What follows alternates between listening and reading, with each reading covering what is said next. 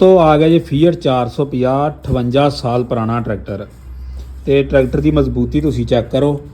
ਇਹ 450 ਦੇ ਨਾਂ ਤੋਂ ਟਰੈਕਟਰ ਆਉਂਦੇ ਹੁੰਦੇ ਸੀ, ਅੱਜ ਤੋਂ 50-60 ਸਾਲ ਪਹਿਲੇ ਦੀ ਗੱਲ ਆ। ਤੇ ਇਹਦਾ ਅਗਲਾ ਹਿੱਸਾ ਚੈੱਕ ਕਰੋ ਜੀ, ਇਹਨੂੰ ਗੋਲ ਆਉਂਦਾ ਹੁੰਦਾ ਸੀ ਔਰ ਇਹਨੂੰ ਸਪੈਸ਼ਲ ਪਾਵਰ ਲਾ ਦਿੱਤੀ ਹੈ ਜੀ ਹੀਮਾ ਕੰਪਨੀ ਦੀ। ਬਾਕੀ ਇਹਦੀਆਂ ਟੂਪਾਂ ਚੈੱਕ ਕਰੋ ਭਾਈ, ਪਤਾ ਨਹੀਂ ਇਹ ਕਿਹੜੇ ਲੋਹੇ ਦੀਆਂ ਬਣੀਆਂ ਨੇ, ਅੰਗਰੇਜ਼ ਦੇ ਦੌਰ ਦੀਆਂ। ਤੇ ਗੋਲ ਨੇ ਟੂਪਾਂ, ਇਹਨੂੰ ਗੋਲ ਟੂਪਾਂ ਹੁੰਦੀਆਂ ਸੀ। ਆ ਦੇਖੋ, ਔਰ ਬੜੀਆਂ ਮਜ਼ਬੂਤ ਇਹਦੀਆਂ ਜੈਨੂਅਨ ਨਾ ਟੂਪਾਂ ਭਾਈ ਦੋਵੇਂ ਹੀ।